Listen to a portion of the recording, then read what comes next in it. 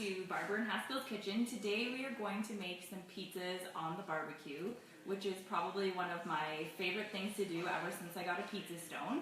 I won't lie, there's a bit of a learning curve to making pizza on the barbecue, just in terms of getting the pizza from your work surface onto the pizza stone. So the pizza stone's actually on the barbecue right now. It needs to heat up to about 400 to 500 degrees. So what I found works for me after several trial and errors is actually purchasing a pizza peel. It's actually super easy to get your pizza on and off. When you see my pizza stone, when we put it on, you'll see all the errors that I've made and all the ingredients that have kind of left burn marks on there. So don't get frustrated, it gets easier. What you need to make a pizza on the barbecue is pretty simple ingredients. The dough, which I've already rolled out, just to kind of save some time so you don't have to spend 5 minutes watching me roll out the dough. I made this one from scratch. It only takes 5 ingredients. It's super easy, but I know that Foodland makes some, and I know that every grocery store carries pre-made pizza dough. So any of those would be great options as well. I also have a mat down, but you could roll it out right on the countertop if you wanted. I use a rolling pin a little bit if it gets too hard to stretch out. But also not necessarily needed. Cornmeal and flour are your friend when you're making pizza on the barbecue, because the dough is really, really sticky and it will stick to everything. So we had a Facebook contest and the winner got to pick the toppings that you're going to be putting on today's pizza. We have a 4-cheese blend. We have some barbecue chicken, which I just made yesterday on my Weber grill. We have some mushrooms, some red onion, and this one, he asked to have barbecue sauce for the sauce. Not my favorite, but we'll give it a whirl and see. And I got some pancetta to put on top as well. It's kind of like a nice bacon. So in the end, your pizza should look something like this. Ours isn't perfectly round, and I think that's kind of the fun of it. Make your own creation.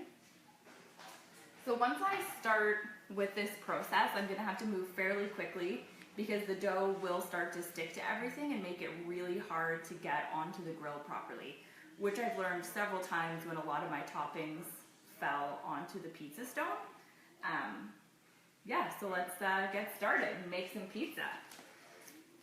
First, I like to put on a lot of flour, and I'm just going to move it on top of here so I don't make a big mess in the showroom today. But the more flour you put on, the easier it's going to be to get off. So keep that in mind. And then I'm just going to take a little bit of cornmeal, mix it in with the flour. It's a little bit more coarse, and it'll make sure that the dough doesn't stick to your pizza peel. So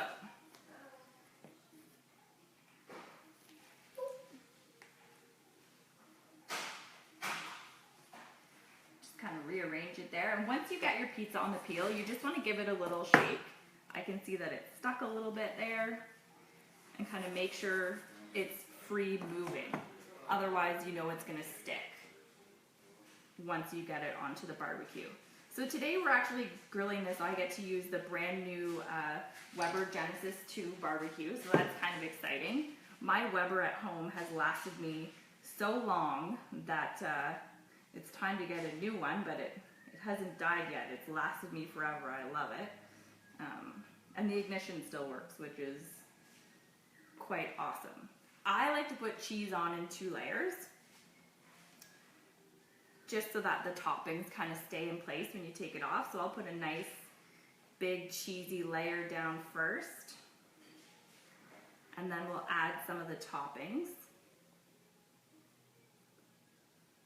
As I said, you can make this your own. Normally at home, I like to actually make mine with a homemade sauce, and then we put on some Italian meats, and I like to use that big ball of soft mozzarella cheese and just cut it up into little thin strips to put on my pizza, but I'm sure this is going to be really delicious as well. So as part of our Facebook contest, we actually are delivering this pizza to Joe, our winner, and he gets to have a homemade pizza for lunch. So in between the layers, you just want to make sure it's still moving. This one's kind of a little stuck there, but it seems to be moving okay. And then I'm just going to put some pancetta on top of this. This is going to be a really nice, meaty pizza. Let me get this to open. Like I said, do whatever you want on your pizza. Make it your own. Anything works really well. It only takes about 10 to 12 minutes to cook on your barbecue.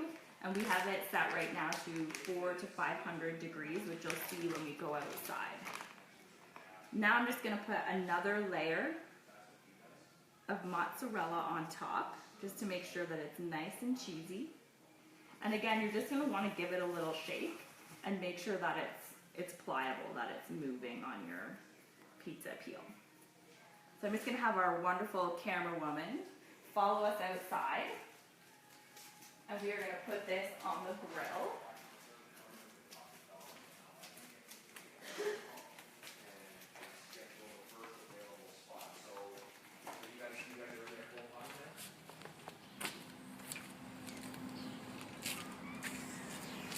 So we did a Facebook Live not that long ago about the Weber Genesis 2. This is a really awesome barbecue. And I think I'm the first person that's got to use this one, so that's kind of exciting. So as I said, my pizza stone has burn marks all over it because I've made a lot of mistakes learning how to make pizza. So don't be afraid if the pizza doesn't work out for you the first time.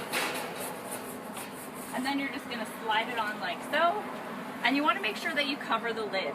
And I know it's going to be really hard, but you don't want to open the lid. You want it to stay as hot as possible. And you want to leave it on there for about 12 minutes. Right now it's right in between 400 and 500 degrees, and that's exactly where you want it to be. So thank you so much for joining us in Barber and Haskill's kitchen. If you have any questions, comments, or ideas for the show, please write them in the comments below. And we'll see you next month on Barber and Haskill's kitchen. Have a great day.